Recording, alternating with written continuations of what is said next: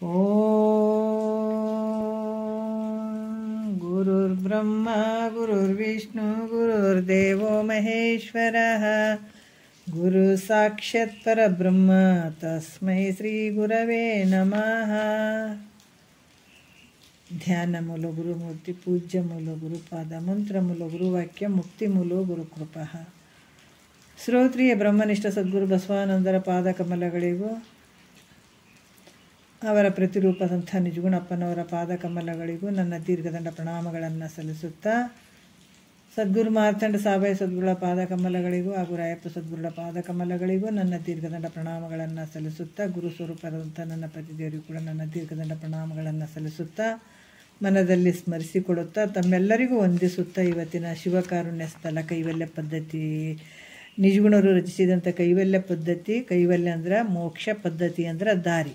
ನಾವಿವಾಗ ಯಾವ ದಾರಿಯಲ್ಲಿ ಹೊಂಟೀವಿ, ಯಾವುದಕ್ಕಾಗಿ ಹೋಗ್ತಾ ಇದ್ದೀವಿ ಅಂದರೆ ಮುಕ್ತಿ ಅನ್ನುವಂಥದ್ದು, ಮೋಕ್ಷವನ್ನು ಪಡ್ಕೊಳ್ಬೇಕನ್ನುವಂಥ ಮಾರ್ಗ ಇದು. ಆ ದಾರಿಯಲ್ಲಿ ನಾವು ಹೋಗ್ತಾ ಇದ್ದೀವಿ. ಈಗ ಇದನ್ನು ನಿಜಗುಣರು ಭಾಳ ಅದ್ಭುತವಾಗಿ ಹೇಳಿದ್ದಾರೆ, ಹೆಂಗೆ ಹೋಗ್ಬೇಕನ್ನುವಂಥದ್ದು. ಈ ಫಸ್ಟ್ ಏನಂದ್ರೆ ಶಿವಕಾರುಣ್ಯ ಸ್ಥಳ, 5 ಸ್ಥಳಗಳನ್ನು ಇಲ್ಲಿ ಇಟ್ಟಿದ್ದಾರೆ. ಒಂದು ಶಿವಕಾರುಣ್ಯ ಸ್ಥಳ, ಒಂದು ಜೀವ ಸಂಬೋಧನಾ ಸ್ಥಳ, ಒಂದು ನೀತಿ ಕ್ರಿಯಾಚರ್ಯ ಸ್ಥಳ, ಯೋಗ ಪ್ರತಿಪಾದನಾ ಸ್ಥಳ ಮತ್ತು ಜ್ಞಾನ ಪ್ರತಿಪಾದನಾ ಸ್ಥಳ ಅಂತ 5 ಸ್ಥಳಗಳಲ್ಲಿ ಮೊದಲನೆಯ ಯಾವುದಂದರೆ ಶಿವನ ಕೃಪೆಯನ್ನು ಪಡ್ಕೊಳ್ಳುವಂಥದ್ದು.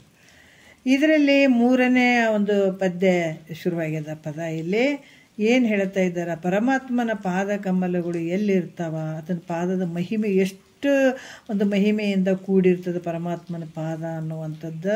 ನಿನ್ನೆ ಕೆಲವು ವಿಚಾರಗಳನ್ನು ಹೇಳಿದರು. ಶರಣ ಜನರ ಸದು ಹೃದಯ ನಳಿನದುಳು ಪರಿಶೋಭಿಸುತ್ತಿಹುದು ನಿನ್ನ ಪಾದ, ಅರಿಯ ನಯನದ ಕುರುವು ವಿಡಿದಿಹುದೀಗ ಗುರು ಶಂಭುಲಿಂಗ ನಿನ್ನ ದಿವ್ಯ ಪಾದ ಅಂತನ್ನುವಂಥದ್ದನ್ನು ನಿನ್ನೆ ವಿಚಾರದಲ್ಲಿ ಬಂತು. ಯಾಕಂತಂದ್ರೆ ಇಲ್ಲಿ ಮತ್ತು 1ನೇ ನುಡಿಯಲ್ಲಿ ಏನಂದ್ರೆ, ದಿಟ್ಟ ರಾವಣನು ರಜತಾಚಲವ ನೆತ್ತಲೊತ್ತಿ ಬಿಟ್ಟಿತು ರಸತಳಕ್ಕೆ ನಿನ್ನ ಪಾದ, ನೆಟ್ಟನಂದ ಕಾಸುರನೆದೆಯ ಮೇಲೆ ಭರತದ ಕಟ್ಟಳೆಗೆ ಕುಣಿದುದು ನಿನ್ನ ಪಾದ, ಬೆಟ್ಟಿನೋಳು ಬರೆದ ಚಕ್ರವ ಜಲಂಧರನಿಗೆ ಕೊಟ್ಟು ಶಿರವರಿದುದು ನಿನ್ನ ಪಾದ, ತಿಟ್ಟನೆ ತಿರುಗುವ ಮುಪ್ಪುರವ ನಿಟ್ಟಿಸಿ ಬೇಗ ಸುಟ್ಟು ಜಯಿಸಿತು ಶರ್ವ ನಿನ್ನ ಪಾದ ಅನ್ನುವಂಥ ವಿಚಾರವನ್ನು 1ನೇ ನುಡಿಯಲ್ಲಿ ಹೇಳ್ತಾ ಇದ್ದಾರೆ ಅವರು. ಯಾಕಂದ್ರೆ ನಿನ್ನ ಪಾದ ಹೆಂಗೈತಪ್ಪ ಅಂದ್ರೆ ದಿವ್ಯ ಪಾದ, ಹರಿಯ ಒಂದು ನಯನ ಅಂದ್ರೆ ಹರಿಯ ಒಂದು ನಯನವಾದ ಒಂದು ಕುರು ಹಿಡಿದಿರುವಂಥದ್ದು ನಿನ್ನ ಪಾದ ಐತಪ್ಪ. ಇಂಥ ಒಂದು ಶಕ್ತಿ ಸಾಮರ್ಥ್ಯದಿಂದ ಕೂಡಿದಂತಹ ರಾವಣನ ಅದು ಯಾಕಂದರೆ ಅಲ್ಲಿ ರಜತಾಚಲವನ್ನು ಎತ್ತಲೊತ್ತಿ ಅಂತಂದ್ರೆ ಅದನ್ನು ಎತ್ತಬೇಕಾದಾಗ ಆತನನ್ನು ತುಳಿದಂಥದ್ದು ನಿನ್ನ ಪಾದ ಅಂತ ನಿನ್ನೆ ವಿಚಾರಗಳನ್ನು ಹೇಳಿದರು. ಇವಾಗ ಅಂಧಕಾಸುರನ ಎದೆಯ ಮೇಲೆ ಶಿವನು ಭರತನಾಟ್ಯ ಮಾಡಿದ ಅಂತ ಹೇಳ್ತಾರೆ ಅವರು. ಹೆಂಗೆ ಮಾಡಿದ, ಅಂಧಕಾಸುರನ ಎದೆಯ ಮೇಲೆ ಶಿವನು ನಾಟ್ಯ ಮಾಡಿದ, ಹೆಂಗೆ ಮಾಡ್ದ ಅನ್ನುವಂಥದ್ದನ್ನು, ಅದನ್ನು ಪಾದ ಎಷ್ಟು ಒಂದು ವಿಶೇಷತೆಯಿಂದ ಕೂಡ್ಯದ, ಮಹಿಮೆಯಿಂದ ಕೂಡ್ಯದ ಅನ್ನುವಂಥದ್ದನ್ನ ಹೇಳ್ತಾರೆ. ಪರಮಾತ್ಮನ ಪಾದ ಕಮಲಗಳು. ಅದಕ್ಕೆ ಅಂಧಕಾಸುರನ ಎದೆಯ ಮೇಲೆ ಶಿವನ ಪಾದವು ಹೆಂಗೆ ನರ್ತನೆ ಮಾಡಿತು, ಯಾಕೆ ನರ್ತನೆ ಮಾಡಿತು ಅಂತಂದರೆ ಅವ್ರು ಹೇಳ್ತಾರೆ, ಹಿಂದ ಒಬ್ಬ ರಾಕ್ಷಸಿದ್ದ, ಅವನ ಹೆಸರು ಕನಕಾಂಬ ಅಂತ, ಕನಕಾಂಬಕ ಅಂತ ಅನ್ನುವಂಥ ಒಬ್ಬ ರಕ್ಕಸ ಅಂದರೆ ರಾಕ್ಷಸತ ಅಸುರ ಆತ. ಯಾಕಂದ್ರೆ ಏನು ಮಾಡ್ದ ಅಂತಂದ್ರೆ, ವಿಷ್ಣು ಬ್ರಹ್ಮ ಇಂದ್ರ ಇವ್ರನ್ನೆಲ್ಲವನ್ನ ಗೆಲ್ಲುವಂಥ ಪುತ್ರನ ಸಲುವಾಗಿ ಅಂದ್ರೆ ಬ್ರಹ್ಮ ವಿಷ್ಣು ಮಹೇಶ್ವರನ ಗೆಲ್ಲುವಂಥ ಒಬ್ಬ ಪುತ್ರ ಬೇಕು ನನಗೆ ಅಂತ ಅದ್ರ ಸಲುವಾಗಿ ಈಶ್ವರನನ್ನು ಕುರಿತು ಭಾಳಷ್ಟು ದಿವಸ ತಪಸ್ಸು ಮಾಡ್ತಾನಂತ. ಇವ್ರನ್ನ ಅವರು ಸೋಲಿಸ್ಬೇಕತ್ತ, ಇವ್ರನ್ನೆಲ್ಲ ತನ್ನ ಆಧೀನದಲ್ಲಿ ಇಟ್ಕೊಳ್ಬೇಕು ಅಂಥ ಒಂದು ಪುತ್ರ ಹುಟ್ಲಿ ಅಂತ ತಪಸ್ಸು ಮಾಡ್ತಾನೆ ನೋಡ್ರಿ ಅಸುರ. ನೋಡ್ರಿ ಇವಕ್ಕೆಲ್ಲ ದೇವತೆಗಳಿಗೆ ಇವಕ್ಕೇನು ತಲೆ ಐತಾ ಅಂತಿದ್ರು ತಾತರ. ಯಾಕಂದ್ರೆ ಅವನು ಮುಕ್ತಿ ಮೊದಲೇ ಅವಕ್ಕೆ ಮುಕ್ತಿ ಬೇಡಬೇಕು ಅಥವಾ ಮುಕ್ತಿ ಪಡ್ಕೊಳ್ಬೇಕು ಅನ್ನುವಂಥದ್ದು ಅವಕಾಶ ಇರೋಂಗಿಲ್ಲ. ಆದರೂ ಕೂಡ ಅವ್ರು ಏನಾರು ಮುಕ್ತಿ ಕೇಳ್ಯಾರೇನ ಅಂತ ಆನಂದವನ್ನು ಕೇಳ್ಯಾರನ್ನ ಅಂದರೆ ಅವರು ಕೂಡ ಕೇಳಿಲ್ಲ ನೋಡ್ರಿ. ಅದಕ್ಕೆ ಅವ್ರು ಏನು ಕೇಳಿದ್ರೆ ಬರೀ ಇಂಥವೇ ಕೇಳಿದ್ರೆ, ಅವ್ರನ್ನ ತೊಟ್ಟಿಗೆ ಇಟ್ಕೋಬೇಕು, ಇದು ಇಂದ್ರನ ಒಂದು ವೈಭೋಗದ ಒಂದು ಜೀವನವನ್ನು ಕಸುಗೊಳ್ಬೇಕು, ಈ ಥರ ಸ್ವರ್ಗಾದಿ ಭೋಗಗಳನ್ನು ಅನುಭವಿಸ್ಬೇಕು, ಈ ಥರನೇ ಕೇಳಿದ್ವಿ. ಇವನ್ನೆಲ್ಲ ಅಸುರರನ್ನು ಹಂಗೆ ಕೇಳಿದ್ವು, ದೇವತೆಗಳನ್ನ ಹಂಗೆ ಕೇಳ್ಯಾವ. ಅದಕ್ಕೆ ಇಲ್ಲಿ ಏನು ಹೇಳ್ತಾರೆ, ಇವ ರಕ್ಕಸ ಏನು ಮಾಡ್ದ, ಬ್ರಹ್ಮ ವಿಷ್ಣು ಇಂದ್ರ ಇವರೆಲ್ಲರನ್ನ ಗೆಲ್ಲುವ ಅಂಥ ಪುತ್ರ ನನಗೆ ಕೊಡು ಅಂತೇಳ್ಬಿಟ್ಟು ಈಶ್ವರನನ್ನು ಕುರಿತು ಬಹಳ ಕಾಲ ತಪಸ್ಸು ಮಾಡಿದ. ಇದನ್ನು ತಿಳ್ಕೊಂಡು ಈಶ್ವರ ಏನು ಮಾಡಿದ, ತನ್ನ ಹೆಂಡತಿ ಜೊತೆ ಅಂದ್ರೆ ಪಾರ್ವತಿ ಜೊತೆ ಆಟ ಆಡ್ತಿರ್ತಾನತ್ತ. ಆಟ ಆಡಬೇಕಾದಾಗ ಪಾರ್ವತಿ ಜೊತೆ ವಿನೋದದಿಂದ ಆಟ ಆಡ್ತಿರ್ತಾನೆ. ಆವಾಗ ಪಾರ್ವತಿ ಈಶ್ವರನ ಕಣ್ಣು ಮುಚ್ಚುತ್ತಾಳೆ ಚೆನ್ನಾಗಿ. ಏನು ಮಾಡ್ತಾಳೆ, ಪಾರ್ವತಿಯು ಈಶ್ವರನ ಕಣ್ಣು ಮುಚ್ತಾಳೆ. ಎಲ್ಲ ಕಡೆಗೂ ಏನಂದರೆ ಕತ್ತಲು, ಭಾಳಷ್ಟು ಕತ್ತಲು ಕಾಣಕ್ಕೆ ಶುರು ಆಗಿಬಿಡ್ತದೆ. ಈಶ್ವರನ ಕಣ್ಣು ಮುಚ್ಚಿದಗಳೇ ಹೆಂಗಾಗ್ತದೆ, ಎಲ್ಲ ಕಡೆ ಕಾಳ ಕತ್ತಲು, ಅಷ್ಟು ಕತ್ತಲು ಆವರಿಸ್ಕೊಂಡ್ಬಿಡ್ತದೆ. ಆ ಕತ್ತಲೆಯಲ್ಲಿ ಒಂದು ಶಿಶು ತೋರ್ತದೆ ನೋಡ್ರಿ. ಯಾವಾಗ ಪಾರ್ವತಿ ಶಿವನ ಕಣ್ಣು ಮುಚ್ಚಿದಳು ಅವಾಗ ಒಂದು ಶಿಶು ಕಾಣ್ತದೆ, ಸಣ್ಣ ಮಗು ಕಾಣಿಸ್ತದೆ. ಆ ಶಿಶುವನ್ನು ತಗೊಂಡು ಆತ ಏನು ಮಾಡಿದ, ಕೈಲಾಸದಲ್ಲಿ ತಪಸ್ಸು ಮಾಡ್ತಿದ್ನಲ್ಲ ಕನಕಾಂಬಕ ಅನ್ನತ, ಆತನ ಹತ್ರ ಒಯ್ದು ಆ ರಕ್ಕಸನಿಗೆ ಆ ಕೂಸಿನ ಕೊಟ್ಬಿಟ್ಟ. ಕೊಟ್ಟು ಕೇಸಿ ಮತ್ತಾತ ರಜತಗಿರಿಗೆ ಬಂದಾತ. ಯಾರು, ಪರಮಾತ್ಮ. ಮತ್ತು ಬಂದು ಆಕೆ ಗೊತ್ತಿಲ್ಲ, ಪಾರ್ವತಿಗೆ ಗೊತ್ತಿಲ್ಲ. ಆಕೆ ಯಾವಾಗ ಈತನ ಕಣ್ಣು ಮುಚ್ಚಿದಾಗ ಅಲ್ಲಿ ಏನಾಗ್ತದೆ, ಒಂದು ಶಿಶು ಕಾಣ್ತದೆ. ಆ ಶಿಶುನ ತೊಗೊಂಡೋಗಿ ಆ ರಾಕ್ಷಸಿಗೆ ಕೊಟ್ಟು ಬಂದ. ಇದಕ್ಕೆ ಗೊತ್ತೇ ಇಲ್ಲ. ಮತ್ತು ಬಂದು ಕೇಸಿ ಗಿರಿಜೆ ಜೋಡನೆ ಮತ್ತು ಸುಖವಾಗಿ ಇದ್ದತ. ಮತ್ತು ಮಾಮೂಲಿ ಥರ ಹೆಂಗಿದ್ದ ಹಂಗೆ ಇದ್ದ. ಆಗೇನು ಮಾಡ್ತು, ಆಗ ಕನಕಾಂಬರನು ಏನು ಮಾಡಿದ, ಶಂಕರನ ಅಪ್ಪಣೆಯ ಮೇರೆಗೆ, ಅಸುರ ಏನು ತಪಸ್ಸು ಮಾಡ್ತಿದ್ನಲ್ಲ ಆತ ಶಂಕರನ ಪರಮಾತ್ಮನ ಅಪ್ಪಣೆಯ ಮೇರೆಗೆ ಮತ್ತು ಈಶ್ವರನು ನುಡಿದಂತೆ, ಈಶ್ವರ ಮತ್ತೆ ಹೇಳ್ದಂಗೆ ಆ ಶಿಶುವಿಗೆ ಏನಿಟ್ಟ ಹೆಸರು, ಅಂಧಕಾಸುರ ಅಂತ ಹೆಸರಿಟ್ಟು. ಆ ಶಿಶುವಿಗೆ ಏನು ಕೊಟ್ಟು ಬಂದಿದ್ನಲ್ಲ ಪರಮಾತ್ಮ ಅಸುರಗ, ಆ ಕೂಸಿಗೆ ಏನು ಹೆಸರಿಟ್ರು ಅಂದ್ರೆ ಅಂಧಕಾಸುರ ಅಂತ ಹೆಸರಿಟ್ರು. ಅಂಧಕಾಸುರನು ಪರಮೇಶ್ವರನ ವರದಿಂದ ಹುಟ್ಟಿದಂಥದ್ದು ಹೌದಲ್ಲ. ಕಣ್ಣು ಮುಚ್ಚಿದಾಗ ಕತ್ತಲೆಯಲ್ಲಿ ಕಂಡಂಥ ಶಿಶು ಅದು, ಅಂದರೆ ಪರಮಾತ್ಮನ ಅಂಶ ಆತ. ಅದಕ್ಕೆ ಈ ಪರಮಾತ್ಮನ ವರದಿಂದ ಹುಟ್ಟಿದಂಥದ್ದು, ಈ ಹುಟ್ಟಿದ್ರಿಂದ ದೇವತೆಗಳ ಎಲ್ಲರನ್ನ ಜಯಿಸುವಂಥ ಶಕ್ತಿ ತೆಗಿತ್ತು. ಅಂಥ ದೇವತೆಗಳಿಗೆಲ್ಲರನ್ನೂ ಜಯಿಸಿದನು ನೋಡ್ರಿ ಆತ. ಜಯಿಸಿ 3 ಲೋಕಗಳಿಗೆ ಒಂದು ಕಷ್ಟವನ್ನು ಉಪದ್ರವವನ್ನು ಕೊಡೋಕ್ಕೆ ಶುರು ಮಾಡಿದೆ ಇದು ಈ ಅಂಧಕಾಸುರ. ಅದು ಯಾಕಂದರೆ ಆ ಶಕ್ತಿ ಇತ್ತು, ಪರಮಾತ್ಮನ ಒಂದು ಇದರಲ್ಲೇ ಹುಟ್ಟಿದ್ನಲ್ಲ, ಆ ಶಕ್ತಿಯಿಂದನೇ ಹುಟ್ಟಿದ್ನಲ್ಲ. ಹಂಗಾಗಿ ಎಲ್ಲ ದೇವತೆಗಳನ್ನು ಸೋಲಿಸಿ ಮತ್ತು ಆತ ಏನು ಮಾಡಿದ, 3 ಲೋಕಗಳಿಗೆ ಬಾಧೆಯನ್ನು ಉಂಟು ಮಾಡೋಕ್ಕೆ ಶುರು ಮಾಡಿದ, ಉಪದ್ರವ ಕೊಡೋಕ್ಕೆ ಶುರು ಮಾಡಿದ. ಆ ದುಃಖವನ್ನು ಸಹಿಸಲಾರ್ದೆ ಏನು ಮಾಡಿದ್ರು, ಆ ದುಃಖವನ್ನು ಸಹಿಸಲಾರ್ದೇ ದೇವತೆಗಳು ಅಂಜಿ, ಈ ಅಸುರನ ಒಂದು ಉಪದ್ರವ ತಡ್ಕೊಳ್ಳಾರ್ದೆ ದೇವತೆಗಳು ಏನು ಮಾಡಿದ್ರು, ಅಂಜಿ ಕೆಲವರೆಲ್ಲ ಹೆಣ್ಮಕ್ಳು ವೇಷ ಹಾಕ್ಕೊಂಡು ಓಡ್ತಿದ್ರಂತ ನೋಡ್ರಿ ದೇವತೆಗಳು. ಅಷ್ಟೊಂದು ಹೆದರಿ ಬಿಟ್ಟಿದ್ರಂಥವ್ರು. ಅದಕ್ಕೆ ಇದನ್ನು ನೋಡಿ ಆತನ ಸೇವಕರು, ನಿಮ್ಮ ಸಂಗಡ ಯುದ್ಧ ಮಾಡ್ತಕ್ಕಂಥ ಪುರುಷರೇ ಇಲ್ಲ ಆತನ ಬಲ್ಲಿದ್ದಂಥವ್ರು. ನೋಡಿ ಆ ದೇವತೆಗಳು ಮೊದಲು ಮಾಡಿ ಸೀರೆ ಉಟ್ಕೊಂಡು ಇತ್ತು ಗಂಜಿಗೆ ಸೀರೆ ಉಟ್ಕೊಂಡು ಮುಖ ಮುಚ್ಕೊಂಡು ತಿರುಗಾಡಕತ್ತಾರ. ಅಂದ್ರೆ ನಿನಗೆ ಮೀರಿಸುವಂಥವ್ರು ಯಾರಿಲ್ಲ, ನಿಮ್ಮ ಸಂಗಡ ಯುದ್ಧ ಮಾಡುವಂಥ ಪುರುಷರೇ ಯಾರಿಲ್ಲ ಅಂತ ಇವ್ರು ಉಬ್ಸಕ್ಕೆ ಶುರು ಮಾಡಿದರು. ಯಾರಿಗೆ, ಅಂಧಕಾಸುರನ ಜೊತೆಗಿದ್ದಂಥವ್ರು. ಆವಾಗ ಆತಗೇನಾಯಿತು, ಮತ್ತೊಂದಿಷ್ಟು ಸಿಟ್ಟು ಬಂತು, ಮತ್ತೊಂದಿಷ್ಟು ಗರ್ವ ಬಂತು, ಮದ ಬಂತು. ಅಬ್ಬಾಬಾಬಾ, ನಂತರ ಯಾರು ಇಲ್ಲವೇ ಇಲ್ಲಲ್ಲ, ನನ್ನ ಸೋಲಿಸುವಂಥವ್ರು ಜಗತ್ತಿನೊಳಗೆ ಯಾರಿಲ್ಲ ಅನ್ನುವಂಥದ್ದು ಮತ್ತೊಂದಿಷ್ಟು ಗರ್ವ ಬಂದುಬಿಡ್ತಾವ. ಆತ ಏನು ಮಾಡ, ಸುಮ್ಮನೆ ಇರಲಿಲ್ಲ. ಯಾಕಂದ್ರೆ ಭಾಳ ಗರ್ವ ಬಂದುಬಿಡ್ತದೆ ನೋಡ್ರಿ ಸ್ವಲ್ಪ ಬಂಧುಗಳನ್ನೇ. ಅದಕ್ಕೆ ಒಂದಿಷ್ಟು ಗರ್ವ ಆಯ್ತು. ಯಾಕೆ ಎಲ್ಲರೂ ಈ ಥರ ನನಗೆ ಹೊಗಳಕತ್ತಾರ ಅಂತಂದ್ರೆ ನಾನು ಭಾರಿ ದೊಡ್ಡ ಒಂದು ಸಾಮರ್ಥ್ಯ ಉಳ್ಳಂಥ ಅಂಥ ಒಂದು ಪರಾಕ್ರಮಿ ನಾನು ಅದೀನಂತ ಮತ್ತೊಂದಿಟ್ಟು ಗರ್ವ ಬಂತದ ಯಾರಿಗೆ, ಅಂಧಕಾಸುರಿಗೆ. ಆತ ಏನು ಮಾಡಿದ, ಮತ್ತು ಕೈಲಾಸಕ್ಕೆ ಹೋಗ್ಬಿಟ್ಟನು ನೋಡ್ರಿ. ಅದೇನಂತಾರಲ್ಲ ಕೆಡಿಕಿಗೆ ಮಾಡಿಸ್ತದಂತಾರಲ್ಲ ಹಂಗೆ. ಇವ ಏನು ಮಾಡಿದ, ತಿರುಗಿ ಓಸ ಮಂದಿನ ಸೋಲಿಸಿದ್ದಲ್ಲ ಅಷ್ಟೇ ಉಳಿಲಿಲ್ಲ, ಕೈಲಾಸಕ್ಕೆ ಹೋಗಿ ಶಿವನನ್ನು ಯುದ್ಧಕ್ಕೆ ಕರಿತಾನ, ಬಾ ನಿನ್ನನ್ನು ಸೋಲಿಸ್ಬಿಡ್ತೀನಂತ. ನೋಡ್ರಿ ಹೆಂಗೈತೆ ಯುದ್ಧಕ್ಕೆ ಕರೆದ. ಆಗ ಶಿವ ಅಂತ ಹೇಳ್ತಾನ, ಅಬ್ಬಾ ಇವ ಎಷ್ಟು ಮದದಿಂದ ಕೂಡಿದಾನ ಅಂಧಕಾಸುರನು, ಯಾಕಂದ್ರೆ ಇಷ್ಟು ಮದದಿಂದ ಕೂಡಿದಾನಲ್ಲ ಅಂತ ಹೇಳ್ಬಿಟ್ಟು ಆತ ಬಂದು ಅಂಧಕಾಸುರನನ್ನು ಏನು ಮಾಡಿದ, ತ್ರಿಶೂಲದಿಂದ ಹಿರಿದು ಬಿಡ್ತಾನೆ ಬಂದು ಶಿವ.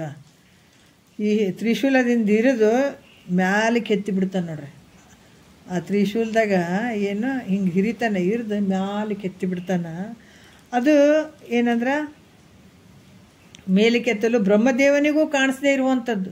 ಯಾಕಂದ್ರೆ ಒಂದು ಸಲ ಇನ್ನು ಮುಂದೆ ಬರ್ತಾವೆ ಕಥೆಗಳು, ಭಾಳ ಚಂದ ಬರ್ತಾವ. ವಿಷ್ಣು ಬ್ರಹ್ಮ ಮತ್ತು ಪರಮಾತ್ಮನ ಒಂದು ತಲೆಯನ್ನು ಮತ್ತು ಮಸ್ತಕವನ್ನು ಪಾದವನ್ನು ನೋಡ್ಕೊಂಬರ್ತೀನಿ ಅಂತಲೇ ಹೋಗಿದ್ರು ಅವರು. ಆದರೆ ಸಿಗಲಿಲ್ಲ ನೋಡ್ರಿ, ಬ್ರಹ್ಮದೇವನಿಗೆ ಸಿಗಲಿಲ್ಲ, ಮಸ್ತಕ ಸಿಗಲಿಲ್ಲ, ಈತಗೆ ಪಾದ ಸಿಗಲಿಲ್ಲ. ಹೀಗಾಗಿ ಬ್ರಹ್ಮದೇವನಿಗೂ ಸಿಗದೇ ಇರುವಂಥದ್ದು ಮಸ್ತಕವನ್ನು ಪರಮಾತ್ಮನ ಯಾಕಂದರೆ ವಿರಾಟ ಸ್ವರೂಪ ತೊಟ್ಕೊಂಡ್ಬಿಡ್ತಾನೆ. ಆವಾಗ ಬ್ರಹ್ಮನಿಗೆ ಪರಮಾತ್ಮನ ಒಂದು ಮಸ್ತಕ ನೋಡೋಕ್ಕಾಗಂಗಿಲ್ಲ. ಅದಕ್ಕೆ ಬ್ರಹ್ಮದೇವನಿಗೂ ಸಹ ಕಾಣಿಸದೇ ಇದ್ದಂಥ ಶಿವನ ಮಸ್ತಕ ಯಾರಿಗೆ ಕಂಡಿತು? ಅಂಧಕಾಸುರನಿಗೆ ಕಂಡಿತ್ತು ನೋಡ್ರಿ. ಯಾಕಂದ್ರೆ ಅವನ ಹೊಟ್ಟೆಗೆ ತ್ರಿಶೂಲವನ್ನು ಹೊಡೆದು ಮ್ಯಾಲೆ ಒಯ್ದತ್ತ. ಆ ತ್ರಿಶೂಲ ಮ್ಯಾಲೆ ಎತ್ತಿದಾಗ ಬ್ರಹ್ಮನಿಗೆ ಕೂಡ ನೋಡೋಕ್ಕಾಗದೇ ಇರುವಂಥ ಮಸ್ತಕವನ್ನು ಈ ಅಂಧಕಾಸುರ ನೋಡಿಬಿಟ್ಟ. ನೋಡಿ ಭಾಳ ಖುಷಿಯಾಗಿಬಿಡ್ತು, ಸಂತೋಷ ಆಗಿಬಿಡ್ತು. ಅಬ್ಬಬ್ಬಾ, ಇಂಥ ಒಂದು ಬ್ರಹ್ಮಗೆ ನೋಡೋಕ್ಕಾಗದೇ ಇರುವಂಥ ಶಿವನ ಮಸ್ತಕವನ್ನು ನಾನು ನೋಡಿಬಿಟ್ಟೆ ಅಂತ ಭಾಳ ಖುಷಿಯಾಗಿಬಿಡ್ತದೆ. ಆವಾಗ ಅದು ನೋಡಿದ ತಕ್ಷಣವೇ ಶಿವನ ಒಂದು ಸ್ತೋತ್ರ ಮಾಡೋಕ್ಕೆ ಶುರು ಮಾಡಿದನು ನೋಡ್ರಿ ಆತ. ಅಲ್ಲಿ ಸ್ತೋತ್ರ ಮಾಡ್ಲಿಕ್ಕೆ ಶುರು ಮಾಡಿಬಿಟ್ಟ. ಆಗ ಶಿವನ ಅವನ ಸ್ತೋತ್ರಕ್ಕೆ ಮೆಚ್ಚಿ ಏನು ಮಾಡ್ದ, ಆತನ ಸ್ತೋತ್ರಕ್ಕೆ ಮೆಚ್ಚಿಬಿಟ್ಟ ಶಿವ ನೋಡ್ರಿ. ಅದಕ್ಕೆ ಬೋಳಾಶಂಕರ್ ಅಂತ ಹೇಳ್ತಾರೆ. ಆತನ ಸ್ತುತಿ ಮಾಡಿದಾಗ ಆತ ಏನು ಮಾಡ್ತಾನೆ ಅಂದರೆ ಭಾಳ ಏನು ಮಾಡ್ತಾನೆ, ಮೆಚ್ಚಿಬಿಡ್ತಾನೆ. ಅದಕ್ಕೆ ಏನು ಮಾಡಿದ ಅಂತಂದ್ರೆ ಮೆಚ್ಚಿ ಏನು ಬೇಕಪ್ಪ ನಿನಗೆ ವರ ಅಂತ ಕೇಳಿದೆ. ಮೆಚ್ಚಿ ಶಿವ ಆತಗೆ ಅಂಧಕಾಸುರಗ ಮೆಚ್ಚಿಬಿಟ್ಟು ನಿನಗೆ ಏನು ಬೇಕು, ನನ್ನ ಸ್ತೋತ್ರ ಮಾಡಾಕತ್ತಿ ಅಂತಂದ ಮೇಲೆ ನಿನಗೆ ಏನು ಬೇಕು ಅಂತ ಕೇಳ್ದ ನೋಡ್ರಿ. ಅದಕ್ಕೆ ಜಗತ್ತಿನ ಶಿವನೇ ನಿನ್ನನ್ನು ಒಲಿಸಲುಬಹುದು, ನರಜನರನ್ನು ಒಲಿಸೋದು ಬಹಳ ಕಷ್ಟ ಅಂತ ದಾಸರು ಒಂದು ಹಾಡಾಡಿದ್ದಾರೆ.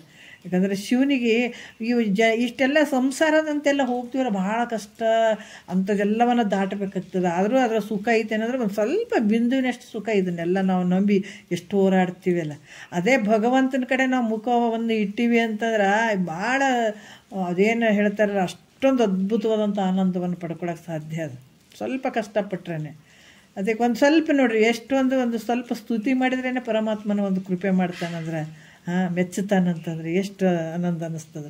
ಅದಕ್ಕೆ ಇಂಥ ಸ್ತೋತ್ರಕ್ಕೆ ಮೆಚ್ಚಿ ನಿನಗೇನು ಬೇಕು ಅಂತ ವರ ಕೇಳಿದ ಪರಮಾತ್ಮ. ಅಂಧಕಾಸುರ ಹೇಳ್ತಾನೆ, ಪರಮಾತ್ಮನೇ ನಾನು ಈಗ ಮಸ್ತಕವನ್ನು ನೋಡಿದೆ, ನನಗೆ ಪರಮಾನಂದ ಭಾಳ ಅಷ್ಟು ಆನಂದ ಆಗಿಬಿಟ್ಟದೆ, ಈಗ ನನಗೆ ಭಾಳ ಖುಷಿ ಆಗಿಬಿಟ್ಟದ. ಅದಕ್ಕೆ ಈಗ ನಾನೇನು ಮಾಡಿದೆ, ನಿನ್ನ ಮಸ್ತಕವನ್ನು ನೋಡಿದೆ, ಈಗ ನಿನ್ನ ಪಾದ ದರ್ಶನವನ್ನು ಮಾಡ್ಕೋಬೇಕಂತ ಇಚ್ಛೆ ನನಗದ ಅಂತಂದತ. ಅಂತ ನೋಡ್ರಿ, ಏನು ಕೇಳಿಲ್ಲ, ಬೇರೆ ಏನು ಕೇಳಿಲ್ಲ, ನಿನ್ನ ಮಸ್ತಕವನ್ನು ನೋಡಿದೆ, ಆದರೆ ನಿನ್ನ ಪಾದದ ದರ್ಶನ ನನಗಾಗಬೇಕಪ್ಪ ಅಂತ ಕೇಳ್ತಾನೆ. ಈಗ ಕೇಳಿದಾಗ ನನಗೆ ಇಚ್ಛೆ ಅದ, ನಿನ್ನ ಪಾದದ ದರ್ಶನನ ಆಗ್ಬೇಕನ್ನುವಂಥ ಇಚ್ಛೆ ನನಗೈತೆ ಅಂತಂದ್ರೆ ಅದರಿಂದ ಎದೆಯ ಮೇಲೆ ನೃತ್ಯ ಮಾಡ್ಬೇಕಂತ ಕೇಳ್ತಾನದ.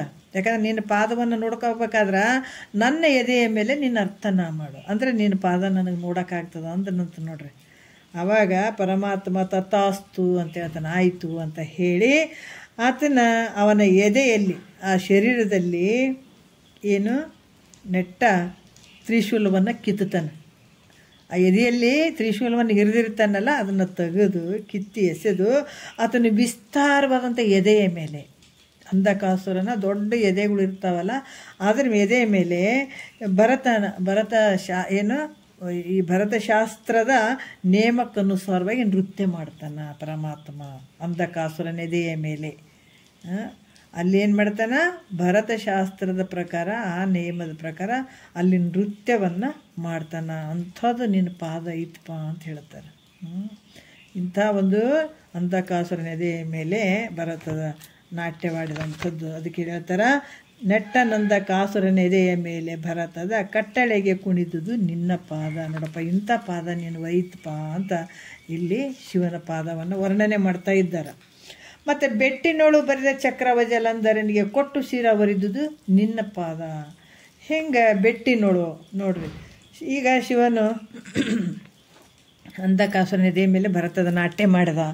ಮತ್ತು ಶಿವನು ಜಲಾಂಧರಾಸುರನ ಶಿರವನ್ನು ಕತ್ತರಿಸಿದ್ದು, ಜಲಾಂಧರನ ತಲೆಯನ್ನು ಕತ್ತರಿಸಿದಂಥದ್ದು. ಯಾಕೆ ಕತ್ತರಿಸಿದ? ಶಿವನು ಜಲಾಂಧರಾಸುರನ ಮಸ್ತಕವನ್ನು ಯಾಕೆ ಕಟ್ ಮಾಡಿದ, ಕತ್ತರಿಸಿಬಿಟ್ಟ ಅಂತಂದ್ರೆ ಹೇಳ್ತಾರೆ, ಒಂದು ಕಾಲದಲ್ಲಿ ದೇವೇಂದ್ರ ಸಕಲ ಈ ರಾಕ್ಷಸರನ್ನೆಲ್ಲ ಎಲ್ಲರನ್ನೂ ಗೆದ್ದಿರ್ತಾನತ. ಗೆದ್ದು ಸುಖದಿಂದ ಇರೋದನ್ನು ಬಿಟ್ಟು ಇಲ್ಲಿ ಹೇಳ್ತಾರೆ, ದೇವೇಂದ್ರನು ಸಕಲ ರಾಕ್ಷಸರನ್ನೆಲ್ಲ ಗೆದ್ದು ಸುಖದಿಂದ ಇರುವುದನ್ನು ಬಿಟ್ಟು ತನಗೆ ಯೋಗ್ಯವಾದಂಥ ವೈರಿಯನ್ನು ಕೊಡು ಅಂತ ಬೇಡ್ಕೊತಾನೆ ನೋಡ್ರಿ. ಇದು ನೋಡ್ರಿ, ಇಂದ್ರ ಏನು ಮಾಡ್ತಾನ, ತಾನು ಎಲ್ಲ ಅಸುರರನ್ನು ಗೆದ್ದಿನಂತ ಸುಖದಿಂದಿರೋಕ್ಕಾಗಲಿಲ್ಲ ಆತಗ.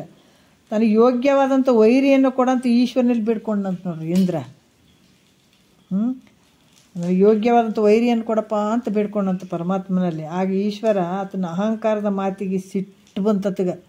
ಎಂಥ ಒಂದು ಅಹಂಕಾರದ ಮಾತಾಡ್ತಾನಲ್ಲ ಅಂತ ಹೇಳಿಬಿಟ್ಟು ಅದು ಈಶ್ವರನಿಗೆ ಸಿಟ್ಟು ಬಂತು. ಸಿಟ್ಟು ಬಂದಾಗ ಅಹಂಕಾರದ ಮಾತಿನ ಮೇಲೆ ಸಿಟ್ಟಿಗೆದ್ದು ತನ್ನ ಹಣೆಗಣ್ಣಿನಿಂದ ಒಂದು ಕಿಡಿಯನ್ನು ಸಮುದ್ರಕ್ಕೆ ಹೋಗಿ ಬಿಡ್ತಾನೆ. ಆ ಸಿಟ್ಟು ಅನ್ನುವಂಥದ್ದು ಅಗ್ನಿ ನೇತ್ರ. ಯಾಕಂದ್ರೆ ಏನಾಗ್ತದ ಅಂತಂದ್ರೆ ಹಣೆಗಣ್ಣಿನಿಂದ ಅಗ್ನಿ ನೇತ್ರ ಏನಿರ್ತದಲ್ಲ, ಮತ್ತು ಅಗ್ನಿ ನೇತ್ರದಿಂದ ಒಂದು ಕಿಡಿಯನ್ನು ಸಮುದ್ರಕ್ಕೆ ಹೋಗಿತ್ತಾನಂತ.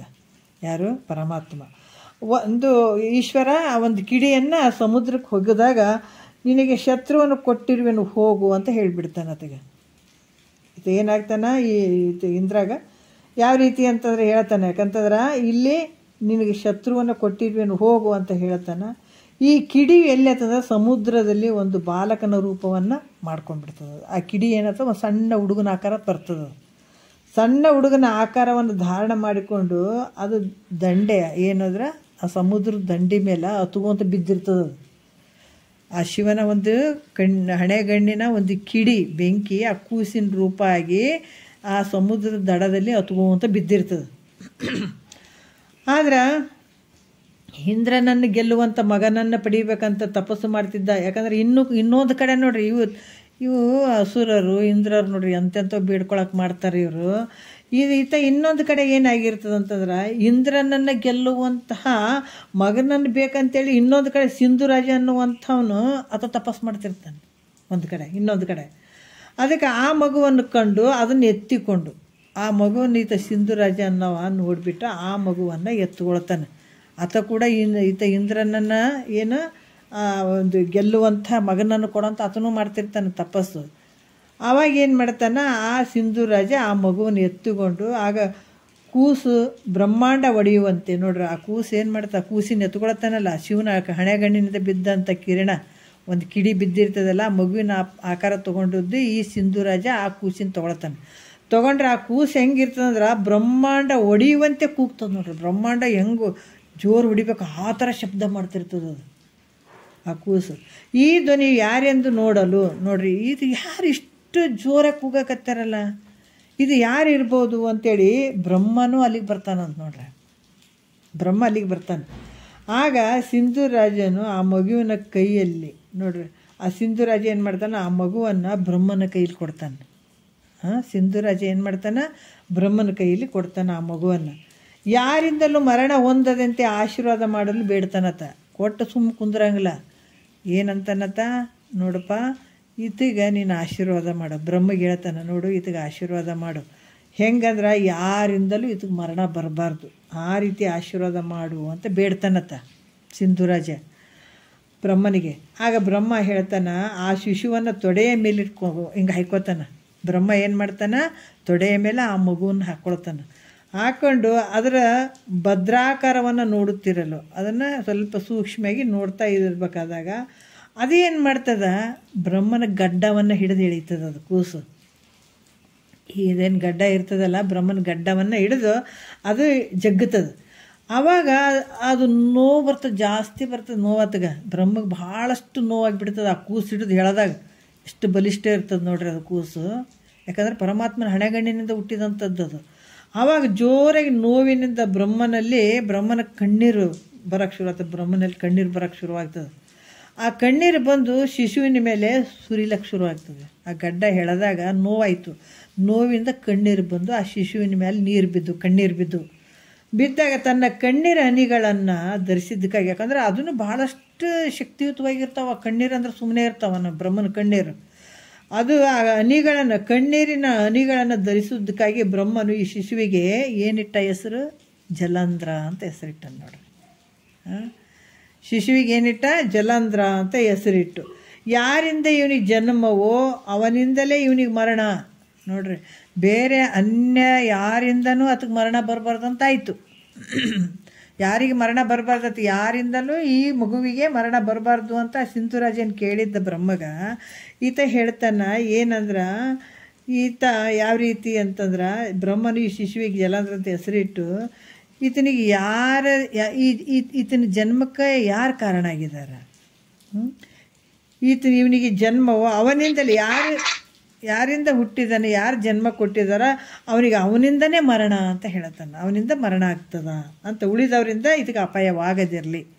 ಈತನ ಜನ್ಮಕ್ಕೆ ಯಾರು ಕಾರಣ ಆಗಿದ್ದಾರೆ ಅವನಿಂದನೇ ಮರಣ ಆಗಲಿ, ಆದರೆ ಉಳಿದಂಥವ್ರಿಂದ ಯಾರಿಂದನೂ ಅಪಾಯ ಬರಬಾರ್ದು ಈತಗ ಅಂತ ಹೇಳಿ ವರ ಕೊಡ್ತಾನೆ.